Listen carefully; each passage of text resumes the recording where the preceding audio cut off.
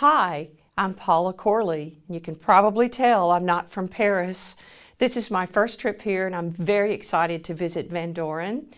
I've been a long time fan of Vandoren. I started on the the purple box that used to look like this a long time ago, and I started on a 2RV.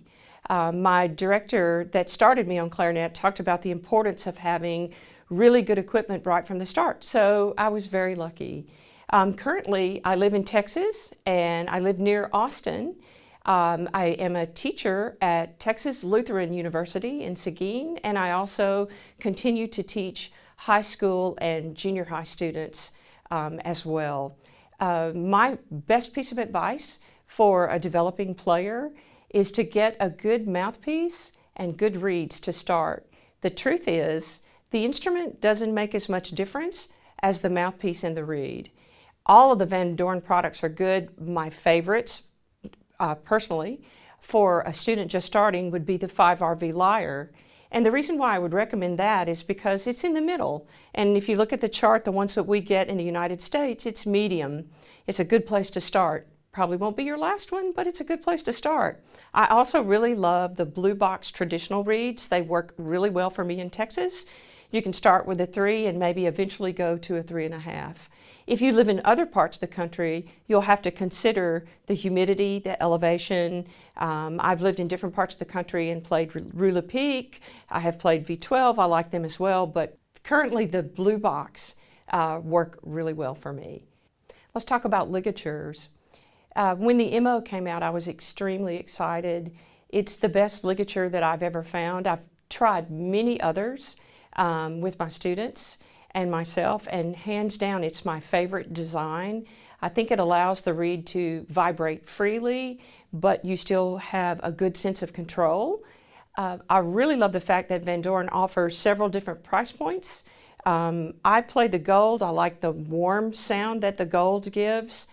I also have the silver one. It gives you a lot of zing, and my students usually start on pewter, and they love them as well, and they work really well.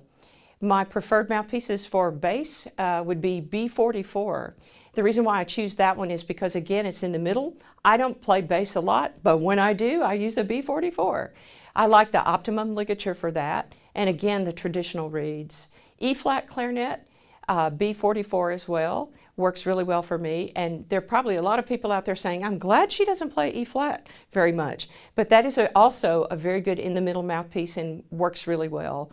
As I said, I've had a long-standing association with the company even before I became one of the artists. I've been playing Vandoren products since I was 11, and I'm a lot older than that, as you can tell right at this moment. I'm always full of advice, so let's discuss developing players for a minute.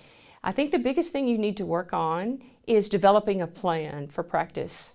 So many students pick pieces at random, or they pick etudes and materials that are not appropriate for the level at which they are playing. So think carefully about the materials that you choose to practice.